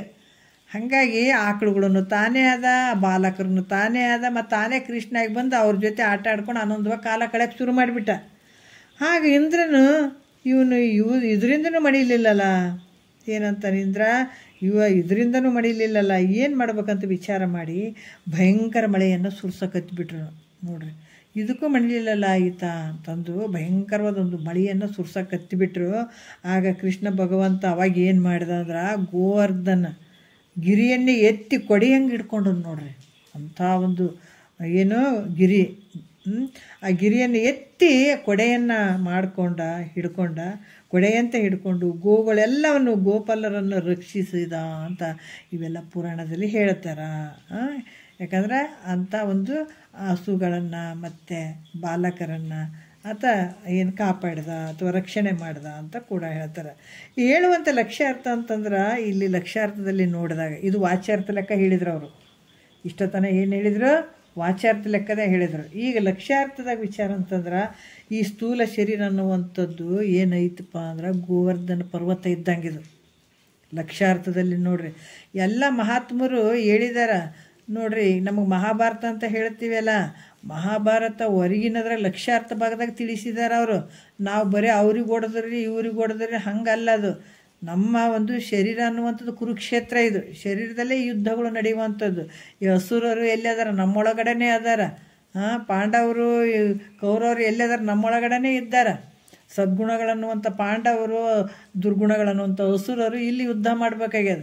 ವಾಚ್ಯಾರ್ಥ ಲೆಕ್ಕದಾಗ ಒಳಗೆ ನೋಡಿದ್ರೆ ನಮ್ಮೊಳಗಡೆ ನಡೆಯುವಂಥದ್ದು ಕುರುಕ್ಷೇತ್ರ. ಮಹಾಭಾರತ ಯಾವುದು ಹೊರಗಡೆ ಏನಿದೆ, ವಾಚ್ಯಾರ್ಥ ಲೆಕ್ಕದಾಗ ಸುಮ್ಮನೆ ತಿಳಿಸ್ಯಾರ. ಏನು ತಿಳಿಲಾರ್ದವರಿಗೆ ಇಷ್ಟು ತಿಳ್ಕೊಂಡು ಒಂದು ನೀತಿಯಿಂದ ಬದುಕಲಿ, ಜೀವನ ಮಾಡಲಿ ಅಂತ ಅಲ್ಲಿ ವಾಚ್ಯಾರ್ಥ ಲೆಕ್ಕದಾಗ ನೋಡ್ಬೋದು. ನಾವು ಪರಮಾರ್ಥ ಲೆಕ್ಕದಾಗ ನೋಡಿದರೆ, ನಾವು ವಾಚ್ಯಾರ್ಥ ಲಕ್ಷ್ಯಾರ್ಥವನ್ನು ತಗೊಂಡಾಗ ನಾವು ಇಂಥ ಒಂದು ಏನು ಸ್ವರಾಜ್ಯ ಸಿಂಹಾಸನವನ್ನು ಪಡಿಬೇಕಂತಂದಾಗ ಇಲ್ಲಿ ನಮ್ಮೊಳಗಡೆ ನಾವು ಹೋರಾಟ ಮಾಡಿ ಅದನ್ನು ಪಡ್ಕೊಳ್ಳುವಂಥದ್ದು. ಇದೇ ಮಹಾಭಾರತ. ಒಳಗಡೆ ಲಕ್ಷ್ಯಾರ್ಥದಾಗ ನೋಡಿದ್ರೆ ಇದು ಮಹಾಭಾರತ ನಮ್ಮೊಳಗಡೆ ಇರುವಂಥದ್ದು. ಯಾಕಂದ್ರೆ ಇವಾಗ ನಾವು ಏನು ನಮಗೆ ಸ್ವತಂತ್ರತೆ ಇಲ್ಲ, ನಾವು ಕಳ್ಕೊಂಡ್ಬಿಟ್ಟಿದ್ದೀವಿ. ಯಾಕಂದ್ರೆ ಈ ಕೌರವರೇ ತೊಗೊಂಡ್ಬಿಟ್ಟಾರ ಅಷ್ಟು ಅಲ್ಲ, ದುರ್ಗುಣಗಳೇ ನಮ್ಮನ್ನು ತೊಗೊಂಡ್ಬಿಟ್ಟಿದ್ದಾವೆ. ಯಾವುದಕ್ಕೂ ನಮಗೆ ಒಳ್ಳೆ ಕೆಲಸಕ್ಕೆ ಮಾಡೋಕ್ಕೆ ಬಿಡೋಂಗಿಲ್ಲ. ಇವತ್ತು ಕುಂತು ಕೇಳ್ತೀವಂದ್ರೆ ಇವತ್ತು ಬಿಡೋಂಗಿಲ್ಲ ಅಂತ ಮನಸ್ಸು ಬರೋಂಗಿಲ್ಲ ಅಂತಂದಾಗ ಮತ್ತು ಅವು ಏನಂದ್ರೆ ಕೌರವರು. ಯಾಕಂದ್ರೆ ನಮ್ಮ ಏನು ಸ್ವರಾಜ್ಯ ಸಿಂಹಾಸನವನ್ನು ನಾವು ಕಳ್ಕೊಂಡಿದ್ದೀವಿ. ಈಗ ನಾವು ಪಡ್ಕೊಳ್ಬೇಕಂದಾಗ ನಾವು ಯುದ್ಧ ಮಾಡ್ಬೇಕಾಗ್ತದೆ ಇವ್ರ ಜೊತೆ. ಅದು ವಾಚ್ಯಾರ್ಥ ಲೆಕ್ಕದಾಗ ಅಲ್ಲಿ ಕೌರವ ಪಾಂಡವರು ಅಂತ ಹೇಳಿದರು. ಲಕ್ಷ್ಯಾರ್ಥ ಲೆಕ್ಕದಾಗ ನಮ್ಮ ಶರೀರದೇ ಅದು ಇರೋದು. ಮಹಾಭಾರತ ಅನ್ನುವಂಥದ್ದು, ಕುರುಕ್ಷೇತ್ರ ಅನ್ನುವಂಥದ್ದು, ಇದೆಲ್ಲ ಯಾವುದ್ರದ್ದು ಅಂತಂದ್ರೆ ನಮ್ಮ ಶರೀರದೇ ಇರುವಂಥದ್ದು ಅದು. ಅದಕ್ಕೆ ಇಲ್ಲಿ ಕೂಡ ಏನು ಹೇಳ್ತಾರೆ, ಈ ಸ್ಥೂಲ ಶರೀರವೇ ಗೋವರ್ಧನ ಪರ್ವತ. ವಾಚ್ಯಾರ್ಥ ಲೆಕ್ಕದಾಗ ಹಂಗೆ ಹೇಳಿದರು. ಈ ಲಕ್ಷ್ಯಾರ್ಥ ಲೆಕ್ಕದಾಗ ನೋಡಿದ್ರೆ ನಮ್ಮ ಶರೀರ ಅನ್ನುವಂಥ ಗೋವರ್ಧನ ಪರ್ವತ. ಇದರೊಳಗೆ ಇರ್ತಕ್ಕಂಥ ಚೇತನವೇ ಕೃಷ್ಣ ಭಗವಂತ. ಈ ಶರೀರದೊಳಗೆ ಏನು ಚೇತನ ಅದಲ್ಲ, ಆ ಚೇತನವೇ ಕೃಷ್ಣ ಭಗವಂತ. ನೋಡ್ರಿ, ಇಂದ್ರಿಯಗಳೇ ಗೋವುಗಳು. ನಮ್ಮಲ್ಲಿರುವಂಥ ಇಂದ್ರಿಯಗಳು ಇದರಲ್ಲಿ ನೋಡಿದಾಗ ಇದೇನು ಹೇಳ್ತಾ ಇದ್ದಾರಲ್ಲ ಇದ್ರಾಗ, ಅದಕ್ಕೆ ಇಂದ್ರಿಯಗಳು ಏನದಾವೆ? ಇವು ಗೋಗಳು. ಇಂದ್ರಿಯಗಳ ಅಧಿದೇವತೆಗಳು ಯಾರಪ್ಪ ಅಂದ್ರೆ ಗೋಪಾಲನ ಬಾಲಕರು. ಮತ್ತು ಇಂದ್ರಿಯಗಳು ಅದಾವಂತಂದ್ರೆ ಇಂದ್ರಿಯಗಳಿಗೆ ದೇವತೆಗಳು ಅದಾರ. ನಮ್ಗೆ ಕಣ್ಣು, ಕಿವಿ, ಮೂಗು, ಜ್ಞಾನೇಂದ್ರಿಯಗಳು ಅದಾವಲ್ಲ, ಇವು ಸುಮ್ಮನೆ ತಾವೇ ವ್ಯವಹಾರ ಮಾಡಂಗಿಲ್ಲ ಇವು. ಅದಕ್ಕೆ ನಾವು ಹೇಳ್ತೀವಿ, ಆಡು ಭಾಷೆಯಲ್ಲಿ ಹೇಳ್ತೀವಲ್ಲ, ಇಲ್ರಿ ಇದು ಒಂದು ಹುಲ್ಲು ಕಡ್ಡಿ ಹಿಂಗೆ ಎತ್ತಿಡ್ಬೇಕಾದ್ರೆ ಆ ದೇವರು ಒಂದು ಕೃಪೆ ಬೇಕ್ರಿ ಅಂತ ನಾವು ಯಾಕೆ ಹೇಳ್ತೀವಿ ಅಂದ್ರೆ, ಈ ಕೈ ಇಂದ್ರಿಯ ಇದು ಯಾವುದಂದ್ರೆ ಈಗ ಸ್ತೋತ್ರ, ತೊಕ್ಕು, ಜಿವ್ವ, ಗ್ರಾಣ, ನೇತ್ರ ಅಂತೀವಿ. ಕಣ್ಣು, ಕಿವಿ, ಈ ಮೂಗು, ನಾವು ವಾಸನೆ ನೋಡುವಂಥದ್ದು, ರುಚಿ ನೋಡುವಂಥದ್ದು, ಇದ್ರ ಹಿಂದ್ಗಡೆ ಅಧಿದೇವತೆ ಅದಾರ. ಅವ್ರ ಅಪ್ಪಣೆ ಕೊಟ್ಟರೆ ಇವೆಲ್ಲ ಕೆಲಸಗಳು ನಡೀತಾವ, ಅವರಿಂದನೇ ನಡೀತಾವೆ ಇವೆಲ್ಲಷ್ಟು. ಅದಕ್ಕೆ ಇವು ಏನದಾವೆ ಇಲ್ಲಿ ಅಂದ್ರೆ, ಈ ಒಂದು ಅಧಿದೇವತೆಗಳೇ ಗೋಪಾಲ ಬಾಲಕರು. ಇದಕ್ಕೇನು ಇರುವಂಥ ಇಂದ್ರಿಯಗಳಿಗೆ ಅಧಿದೇವತೆಗಳು ಅದಾರಿಲ್ಲ, ಇಂದ್ರಿಯಗಳು ಹಸು ಆದವು, ಅದಕ್ಕೆ ಅಧಿದೇವತೆಗಳು ಈ ಬಾಲಕರು ಇರುವಂಥದ್ದು. ಈ ರೀತಿಯಿಂದ ಭಗವಂತನೇ ಶರೀರ ರೂಪವಾದಂಥ ಪರ್ವತವನ್ನು ಎತ್ತಿ, ಭಗವಂತ ಈ ಶರೀರ ರೂಪವಾದಂಥ ಏನಂದ್ರೆ ಪರ್ವತವನ್ನು ಎತ್ತಿ ಗೋಗಳನ್ನು ಮತ್ತು ಬಾಲಕರನ್ನು ರಕ್ಷಣೆ ಮಾಡುವಂಥವನಾದ. ಈ ರೀತಿಯಾಗಿ ಅಂದ್ರೆ ಇಂದ್ರಿಯಗಳು ಮತ್ತು ಇಂದ್ರಿಯಗಳಿಗೆ ಅಧಿದೇವತೆಗಳಾಗಿರುವಂಥ ಬಾಲಕರು ಈ ರೀತಿಯಾಗಿ ಆತ ರಕ್ಷಣೆ ಮಾಡ್ದ ಅಂತ ಪಾದಪ ನಿಂದು ಪರಮಾತ್ಮ ಭಗವಂತ ಅಂತ ಇಲ್ಲಿ ಹೇಳುವಂಥದ್ದು. ಲಕ್ಷ್ಯಾರ್ಥ ಲೆಕ್ಕ ನೋಡಿದ್ರೆ ನಮ್ಮದ್ರಾಗ ಹೇಳುವಂಥದ್ದು ಇಂಥ ಪಾದದಿಂದ ಕೂಡಿದಂಥದ್ದು ನಿನ್ನ ಪಾದ ಐತಪ್ಪ ಪರಮಾತ್ಮನೇ ಶಂಕರನೇ ಅಂತ ಹೇಳುವಂಥದ್ದು. ಮತ್ತು ಮುಂದಿನ ಪರಮಾತ್ಮ ಹರಿಯ ಗರ್ವವನ್ನು ಹರಣ ಮಾಡಿದ ಅಂತ ಹೇಳ್ತಾರೆ. ಹರಿಯ ಗರ್ವವನ್ನು ಹೆಂಗೆ ಹರಣ ಮಾಡಿದ ಅನ್ನುವಂಥದ್ದು ಭಾಳಷ್ಟು ಅದ್ಭುತವಾದಂಥ ವಿಚಾರಗಳನ್ನು ಅವ್ರು ಹೇಳ್ತಾ ಹೋಗ್ತಾರೆ. ಇಂಥ ವಿಚಾರಗಳನ್ನು ನಿಜವಾಗಿ ನಾವೆಲ್ಲರೂ ಕೇಳ್ತಾ ಇದ್ದೀವಿ ಅಂದರೆ ನಾವು ಧನ್ಯರು ಅಂದ್ಕೊಳ್ಬೇಕು. ಭಾಳಷ್ಟು ಸಮಗ್ರವಾದಂಥ ವಿಚಾರಗಳನ್ನು ತಿಳಿಸ್ತಾರೆ. ನಾವು ಹೋಗೋಣ ಅವ್ರ ಜೊತೆ ಏನು ಹೇಳ್ತಾರೆ ಕೇಳ್ಕೊಂಡು ಹೋಗೋಣ. ಇರುವಂಥದ್ದು ಏನು ಮುಕ್ಕಾಲು ಭಾಗ ನಾವು ಸಂಸಾರ ಮಾಡಿದರೂ ಕೂಡ ಒಂದು ಕಾಲು ಭಾಗ ಕೇಳಿದಾಗ ಇದು ನಮಗಾಗಿ ಮಾಡ್ಕೊಳ್ಳುವಂಥದ್ದು. ಇದು ಮಂದಿಗಲ್ಲ. ಏನು ಬೆಳಗ್ಗೆ ನಿನ್ನೆ ಈಗ ರಾತ್ರಿಯಿಂದ ಬೆಳಗ್ಗೆಯಿಂದ ಇಲ್ಲಿ ತನಕ ಮಾಡಿದಂಥದ್ದು ಮಂದಿಗಾಗಿ ಮಾಡಿದಂಥದ್ದು. ಈ ಶರೀರ ನಮ್ಮ ಮಂದಿ ಥರನೇ. ಈ ಶರೀರಕ್ಕೆ ಇಂದ್ರಿಯಗಳಿಗೆ ತೃಪ್ತಿಪಡಿಸುವಂಥದ್ದು, ಇದಕ್ಕೆ ತಿನ್ನಿಸೋದು ಉಣಿಸೋದು ಮತ್ತು ದೂರಿಂದ ಅಂತಂದರೆ ಹೆಂಡತಿ ಮಕ್ಕಳು ಇವೆಲ್ಲ ದೊಡ್ಡ ಸಂಸಾರ. ಅದ್ರಾಗ ಒಂದು ಇದೆಲ್ಲ ಮಂದಿ ಸಲಹೆಗೆ ಮಾಡ್ದಂಗೆ ಹೌದಾ. ಇದೇನು ಒಂದು 10-15 ನಿಮಿಷ ಏನು ಗುರುವಾಕ್ಯವನ್ನು ಕೇಳ್ತೀವಿ, ಇದು ನಮ್ಮ ಆನಂದಕ್ಕಾಗಿ, ನಮ್ಮ ಸಲುವಾಗಿ, ನಮ್ಮ ಸ್ವರಾಜ್ಯ ಸಿಂಹಾಸನಕ್ಕಾಗಿ ಕಳ್ಕೊಂಡ್ಬಿಟ್ಟಿವಲ್ಲ. ಈಗ ನಮ್ದು ಏನದ ಮನೆ ಅನ್ನೋದೇ ನಮಗೆ ಗೊತ್ತಿಲ್ಲ, ಸ್ವಂತ ಮನೆ ಅನ್ನೋದೇ ಗೊತ್ತಿಲ್ಲ ನಮಗೆ. ಒಂದು ಐತೆ ಮನೆ, ಅದನ್ನು ನಾವು ಸೇರ್ಬೇಕಂತಂದ್ರೆ ನಮ್ಮ ಸಲುವಾಗಿ ಮಾಡ್ಕೊಳ್ಳುವಂಥದ್ದು ಈ ಕೆಲಸ. ಈಗ ಅವ್ರು ಹೇಳ್ತಾರೆ, ನಾವು ಕೇಳ್ಕೊಂಡು ಹೋಗೋಣ. ಪ್ರತಿ ದಿವಸ ಹೇಳ್ತಾರೆ, ಕೇಳ್ಕೊಂಡು ಹೋಗೋಣ ಅಂತ ಹೇಳಿ ಒಂದೆರಡು ಮತ್ತು ಗುರುಗಳ ಪಾದಕ್ಕೆ ಅರ್ಪಿಸಿ ಹರವು.